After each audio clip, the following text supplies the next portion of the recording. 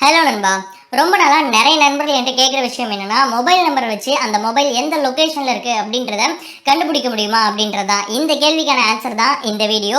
இந்த வீடியோவில் நம்ம ரெண்டு விஷயம் பார்க்க போறோம். முதல் விஷயம், மொபைல் நம்பரை வச்சு அதனோட லொகேஷனை ட்ராக் பண்ண முடியுமா, ட்ராக் பண்ண முடியும் அப்படின்னா அதை எப்படி பண்றது அப்படின்றதையும், இரண்டாவதாக வேற என்ன வழிகளில் மொபைல் லொகேஷனை ட்ராக் பண்ணலாம் அப்படின்ற இந்த ரெண்டு விஷயத்தையுமே ரொம்பவே டீட்டெயில்டாக பார்க்க போறோம். ஸோ இந்த வீடியோவை முடிஞ்ச வரைக்கும் ஸ்கிப் பண்ணாம பாருங்க.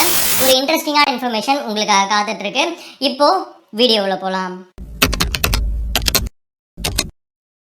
முதல் விஷயம், ஒரு மொபைல் நம்பர் வச்சு அந்த மொபைல் நம்பர் எந்த லொகேஷன்ல இருக்கு அப்படின்றத கண்டுபிடிக்க முடியுமா அப்படின்னு கேட்டீங்கன்னா கண்டிப்பா முடியும். பட் ஆனால் நம்மளால முடியாது. நம்மளால முடியாதுன்னா வேற யாரால முடியும் அப்படின்னு நீங்க கேட்கறது எனக்கு நல்லாவே புரியுது. நம்ம போலீஸ் டிபார்ட்மெண்ட் நினைச்சாங்கன்னா அந்த மொபைல் நம்பர் எந்த லொகேஷன்ல இருக்கு அப்படின்றத ரொம்பவே ஈஸியா கண்டுபிடிச்சிருவாங்க.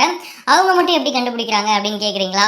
அவங்க முதல்ல என்ன பண்ணுவாங்கன்னா, அந்த மொபைல் நம்பர் எந்த நெட்வொர்க் அப்படின்றத செக் பண்ணுவாங்க. ஃபார் எக்ஸாம்பிள், அது வந்து ஏர்டெல்லா, ஜியோவா, இல்லை வோடோஃபோனா அப்படின்ட்டு அது எந்த நெட்வொர்க் அப்படின்றத செக் பண்ணிட்டு அதன் பிறகு அந்த குறிப்பிட்ட நெட்வொர்க் ப்ரொவைடரை காண்டாக்ட் பண்ணுவாங்க. காண்டாக்ட் பண்ணிட்டு இந்த நம்பர் வந்து எந்த டவரில் ஆக்டிவேட்டாக இருக்குது அப்படின்றத முதல்ல செக் பண்ணுவாங்க. இன்ஃபேக்ட் நெட்வொர்க் ப்ரொவைடருமே கூட அந்த நம்பர் வந்து இந்த குறிப்பிட்ட டவரில் தான் ஆக்டிவேட்டில் இருக்குது அப்படின்றத மட்டும்தான் சொல்ல முடியும். நம்ம படத்தில் வர மாதிரி இந்த நம்பர் வந்து கரெக்டாக இந்த பில்டிங்கில் இருக்குது, இப்போ ஃபர்ஸ்ட் ஃப்ளோர் வந்துருச்சு, இப்போ மேலே வந்துருச்சு அப்படின்ற விஷயம்லாம் சொல்லவே முடியாது.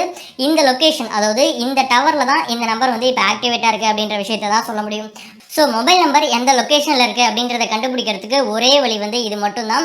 போலீஸ் டிபார்ட்மெண்ட் நினச்சாங்கன்னா நெட்வொர்க் ப்ரொவைடரை காண்டாக்ட் பண்ணி எந்த டவர் ஏரியாவில் அது ஆக்டிவேட்டாக இருக்குது அப்படின்றது மூலிமா அந்த லொக்கேஷன் எங்கே இருக்குது அப்படின்றத கண்டுபிடிச்சிப்பாங்க.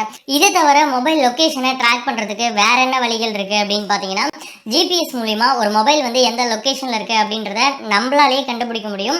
பட் ஆனால் இதுலேயும் ரெண்டு சட்ட சிக்கல் இருக்குது. முதல் சிக்கல் என்ன அப்படின்னு பார்த்தீங்கன்னா, நீங்கள் ட்ராக் பண்ண போகிற அந்த மொபைலில் ஜிபிஎஸ் வந்து ஆனில் இருக்கணும்.